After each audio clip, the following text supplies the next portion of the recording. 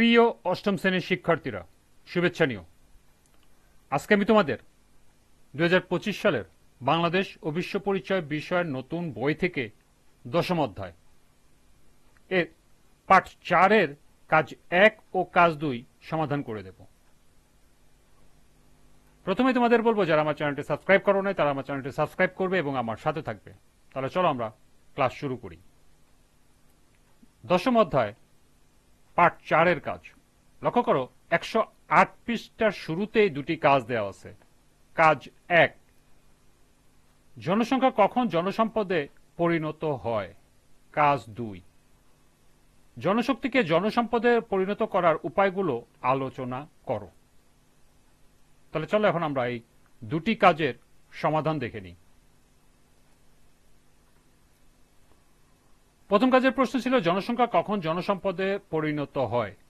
জনসংখ্যা তখনই জনসম্পদে পরিণত হয় যখন সেই জনগোষ্ঠী সুশিক্ষিত, দক্ষ, সুস্থ এবং উৎপাদনমুখী হয়ে দেশের আর্থসামাজিক উন্নয়নে অবদান রাখতে সক্ষম হয়। যদি জনগণ সঠিক শিক্ষা ও প্রশিক্ষণ পায় তাহলে তারা বিভিন্ন ক্ষেত্রে, পেশা ও শিল্পক্ষেত্রে দক্ষ হয়ে ওঠে, যা অর্থনীতিতে অবদান রাখে। যেমন ভারতের গ্রামীণ এলাকাগুলোর শিক্ষার হার বৃদ্ধি পাওয়ার ফলে সেখানকার কর্মসংস্থান বৃদ্ধি পেয়েছে এবং অনেকে বিভিন্ন শিল্পে কাজ করছে, যা তাদের জীবিকার পাশাপাশি দেশের অর্থনীতিকেও শক্তিশালী করেছে। সুস্থ ও কর্মক্ষম মানুষের সমশক্তি হিসাবে কাজ করতে পারে। অসুস্থ ও অপুষ্ট জনগণ অর্থনীতির বোঝা হয়ে দাঁড়ায়। যেমন নরওয়ে ও সুইডেনের মতো দেশগুলোতে স্বাস্থ্যসেবা এবং সামাজিক নিরাপত্তা ব্যবস্থা খুবই শক্তিশালী, ফলে তাদের জনসংখ্যা কাজে সক্ষম এবং দেশের উন্নয়নে গুরুত্বপূর্ণ ভূমিকা পালন করে। কাজের সুযোগ থাকলে মানুষের নিজের জীবিকা নির্বাহ করতে পারে এবং কর প্রদান করে, যা দেশের রাজস্ব বৃদ্ধিতে সহায়তা করে। যেমন দক্ষিণ কোরিয়া যখন তাদের শিক্ষা ব্যবস্থায় উন্নয়ন ও কর্মসংস্থান বৃদ্ধি করে তখন তাদের জনসংখ্যা বিভিন্ন শিল্পে দক্ষ হয়ে ওঠে, যা তাদের অর্থনীতিকে বিশ্ব শক্তিতে পরিণত করেছে। সুতরাং বলা যায়, জনসংখ্যা তখনই জনসম্পদে পরিণত হয় যখন তারা তাদের অর্থনৈতিক, সামাজিক ও সাংস্কৃতিক উন্নয়নে অবদান রাখতে পারে। এই ছিল প্রথম কাজের সমাধান। দ্বিতীয় কাজের প্রশ্ন ছিল, জনশক্তিকে জনসম্পদে পরিণত করার উপায়গুলো আলোচনা করো। জনশক্তিকে জনসম্পদে পরিণত করার উপায়গুলো নিম্নে উপস্থাপন করা হলো। 1, কর্মমুখী শিক্ষার প্রসার এবং জ্ঞানভিত্তিক সমাজ গড়ে তোলা। 2, দক্ষতা বৃদ্ধি ও প্রশিক্ষণমূলক কার্যক্রম সম্প্রসারণ। 3, প্রযুক্তি ও কারিগরি শিক্ষার প্রসার। 4, নারী শিক্ষার প্রসার। 5, স্বাস্থ্য ও পুষ্টি কার্যক্রমের প্রসার। 6, উৎপাদনমুখী খাতের চাহিদা অনুযায়ী শিক্ষা ও প্রশিক্ষণ কার্যক্রম গ্রহণ।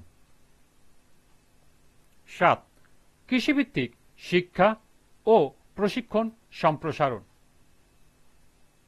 8, কর্মসংস্থানের জন্য কৃষির আধুনিকীকরণ। 9, তথ্য ও যোগাযোগ প্রযুক্তিকে অগ্রাধিকার প্রদান। 10, ক্ষুদ্র ও কুটির শিল্পের বিস্তার। 11, সচেতনতা ও নৈতিকতার উন্নয়ন।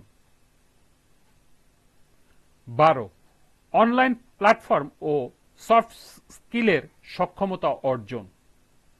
13, নারীদের জন্য নিরাপদ কর্ম পরিবেশ। 14, উদ্যোক্তা তৈরিতে প্রশিক্ষণ, ঋণ ও পরামর্শ প্রদান। এবং সর্বশেষ 15, সরকারি ও বেসরকারি উদ্যোগে প্রচুর বৃত্তির ব্যবস্থা করে অধিক সংখ্যক মেধাবী শিক্ষার্থীকে শিক্ষা ও উচ্চতর প্রশিক্ষণের জন্য বিশ্বের উন্নত ও প্রযুক্তি নির্ভর দেশগুলোতে প্রেরণ। পরিশেষে বলা যায়, যথাযথ পরিকল্পনা, বিনিয়োগ এবং সচেতনতা বৃদ্ধির মাধ্যমে একটি দেশের জনশক্তিকে উন্নয়নশীল ও উৎপাদনক্ষম জনসম্পদে রূপান্তর করা সম্ভব। এই ছিল দুটি কাজের সমাধান। তোমরা এগুলো এখান থেকে নোট করে নিতে পারো। আজকের ক্লাসটি এ পর্যন্তই। পরবর্তী ক্লাসে অনুশীলনী থেকে সমাধান করে দেব। সবাইকে আবারও বলছি, যারা আমার চ্যানেলটি সাবস্ক্রাইব করো নাই তারা আমার চ্যানেলটি সাবস্ক্রাইব করবে এবং আমার সাথে থাকবে। সবাইকে পরবর্তী ক্লাস দেখার আমন্ত্রণ জানিয়ে আজকের মতো আমি এখানেই বিদায় নিচ্ছি। আল্লাহ হাফেজ।